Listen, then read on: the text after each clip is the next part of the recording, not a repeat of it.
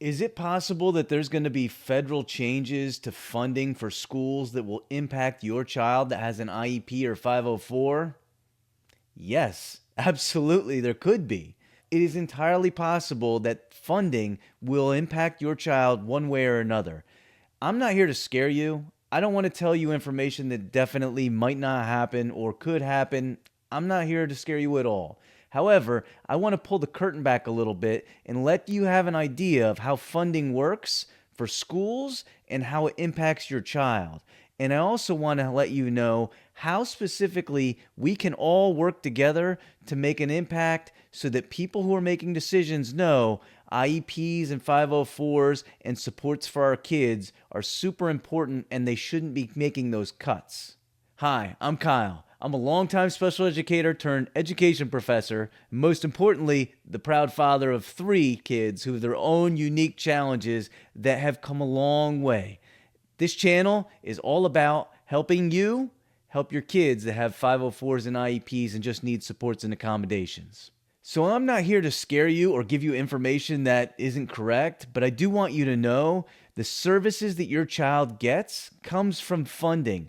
And so if there's federal cuts, that could impact the services that your child and our children get. But first, let me tell you this. There are about 7.5 million kids who have IEP services in the United States. There's about 1.5 million kids who get services under a 504 plan. So what does that have to do with your child? Well, that just shows you how many kids need IEP and 504 supports. It shows you the importance of those programs throughout our country. And because of that, legislators really don't want to have to go down the road of whacking back IEPs and 504s or the funding that goes along with it. However, if there are budget cuts, funding could be cut from specifically IDEA, and that's the legislative law used to provide supports and accommodations for your child. And by supports and accommodations, that's a variety of things. That's staffing, that's the intervention curriculum, programming, technology, anything that goes into being able to support your child that has an IEP or a 504. Generally speaking, when we're talking about IDEA funds, we're usually thinking about IEPs and students who get those types of services. ADA, the American Disabilities Act, is usually what we're talking about when we're considering 504. However, federal funds are used to support those programs. And if they're cut back, it is possible the school districts could be dramatically affected by that, and there could be cuts in your child's services. How drastic? I'm not sure. But here's the good news. We can raise awareness of the importance of those funds.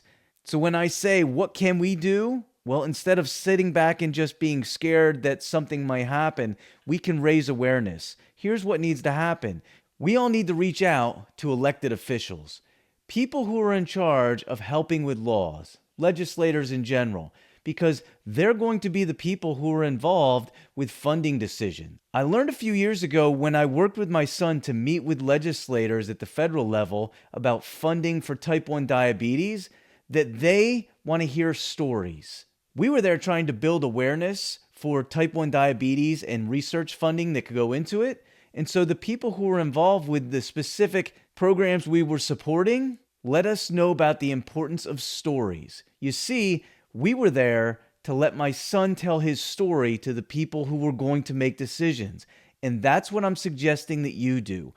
If you can be a story, share your child's story of how special education or 504 services have dramatically impacted your child, it will be more likely for them to hear exactly what we need them to hear. It will raise awareness. Are we assured that you're going to be able to convince them to vote for more funding if it's needed? No. But it will build. And if we get enough people who can contact people in charge, it can make a positive difference. And in the end, we just want them to provide enough funding so that your child gets the services that they need in school to be successful.